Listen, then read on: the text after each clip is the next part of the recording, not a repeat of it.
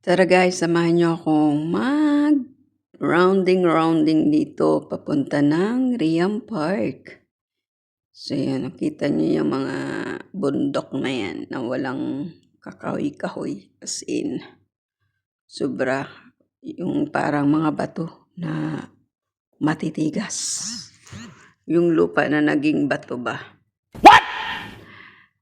Yan, punta tayo ng Riam Park. So, visit din pag may time. Yan, para siyang mga nyug. Pero guys, ano siya, dates product ng Oman. O, diba? So, after to ng Matra,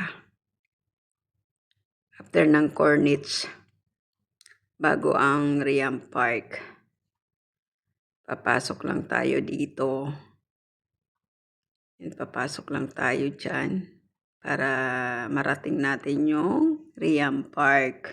Yan. So actually, pangalawang punta ko na to.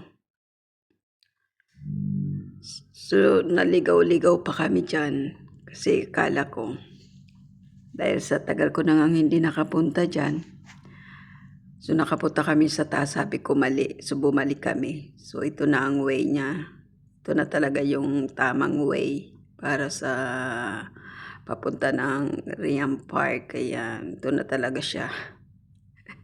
Nagkamali pa talaga ako ng tour doon sa driver. Sabi ko parang mali tayo. Kasi papunta kami ng bundok.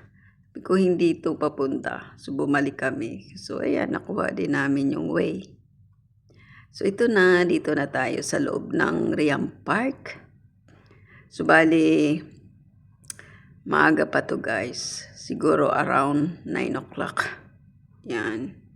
Mga 9:30 ganyan. So wala pang mga taong marami. So pumunta kami dito sa dulo. Pero bumalik din kami doon sa parkingan. So yan, nandito na guys ang Inday. Ang ganda guys, kung gusto nyo mag-muni-muni, mag-relax. Dito maganda na siya. Tahimik. Tapos may matatanaw kang mga bundok. Tapos may restaurant naman siya, pero hindi ko alam kung anong oras nag-o-open yan. Siguro mga bandang hapon na. Kasi maaga kami pumunta dyan. So dahil nga walang katao-tao, so maaliwalas ang panahon. Tsaka maganda ang panahon guys kasi malamig. Ang daming puno. Ayan. Sabi ko nga masarap magmuni-muni dito sa park na to kasi walang masyadong maraming tao pag ganitong oras sa umaga. Diba nag-model muna ang Inday? Model muna tayo habang tayo pa lang ang tao. So yun, may playground din na maliit. May CR din yan guys. So yun, papunta kami doon sa pinakadulo para makita namin guys yung view ng dagat ng Matra. Yan. So ayan, nakita nyo, sobrang ganda at saka malilim talaga siya. Hindi siya mainit kumpara sa ibang mga park na as in, ang mga puno ay maliliit lang. Ito guys, want to sawa ka magpahinga, magmuni-muni. So pwede ka rin mag-picnic dyan, pwede ka mag-celebrate ng birthday mo. O diba? Ang ganda. O doon kami guys sa puno na yun na malaki. Diyan kami magtatambay. So yan na nga. Model mo ng Inday. Siyempre, imo-model natin ang place ng Riam Park.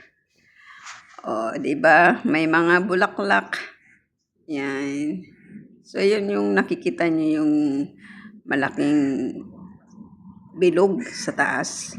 Ginagawa po yan. Pwede kang pumunta doon. Pero as of now is close pa yung way niya. Ayan ang dagat niya guys. Oh. Yung sinasabi ko sa inyo na maganda ang view kasi makikita mo ang dagat. Tsaka malapit lang sa kalsada. Oo. Marami mga bulaklak, ayan. May upuan pa siya. Kaso nga lang, talagang kapag tanghalian, mainit. Kasi wala din siyang bubong ba? Upuan lang. So, yan na. So, dito tayo sa Riam Park.